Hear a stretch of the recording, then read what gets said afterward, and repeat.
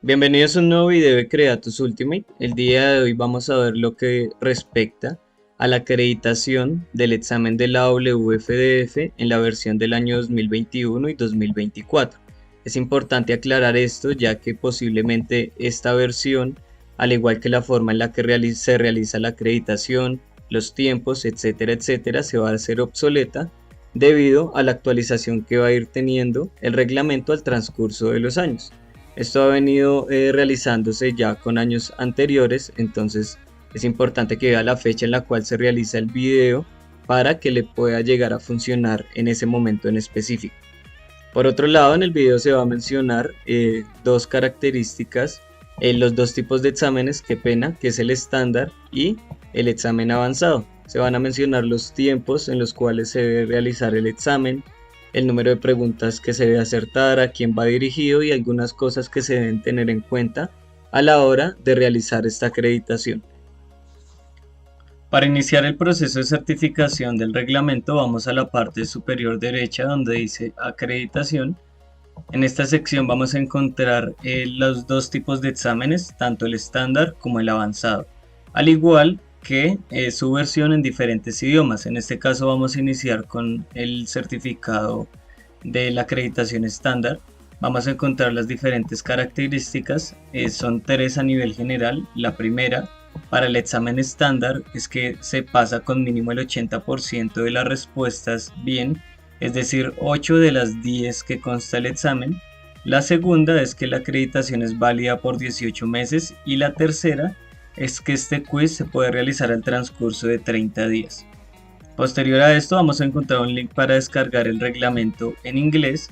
Cuando ustedes le dan clic ahí se va a descargar de forma automática. Sin embargo, si queremos descargar su versión en español, podemos ir a la página de Creatus Ultimate y ahí vamos a encontrar en la sección de reglamento de WFDF el apartado para descargar el reglamento en español y pues que sea mucho más fácil responder el examen.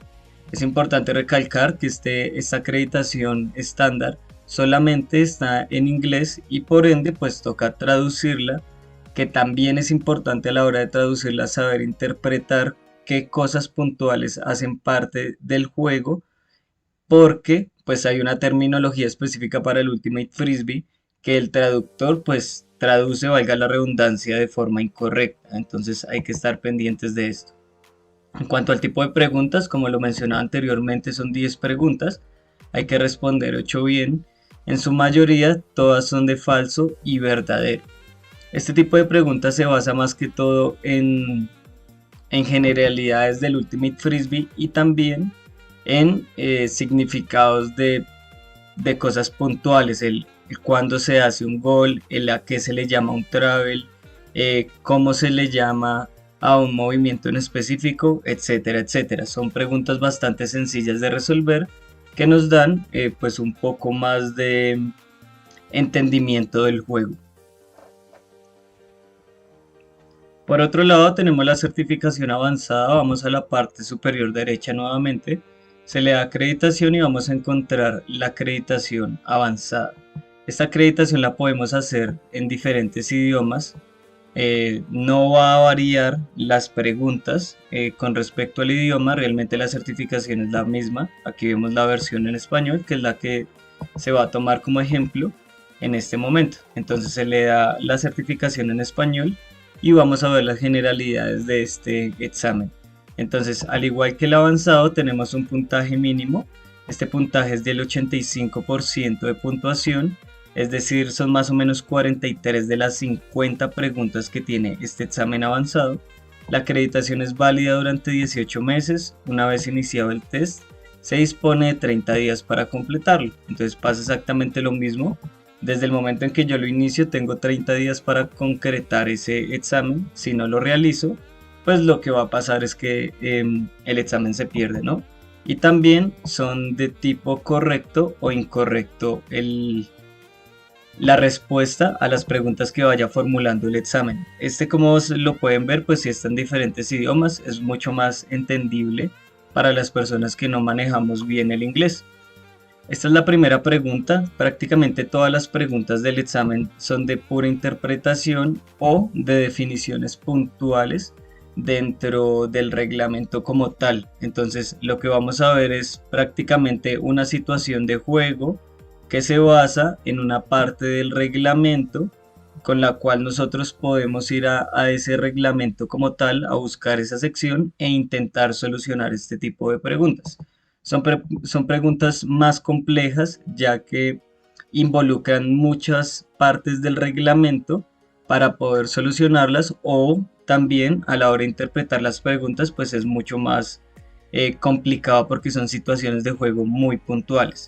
Digamos que acá en el reglamento también hay una parte de definiciones que sirve bastante para el examen estándar. Sin embargo, pues en este examen avanzado también salen ciertas definiciones que es importante tenerlas claras.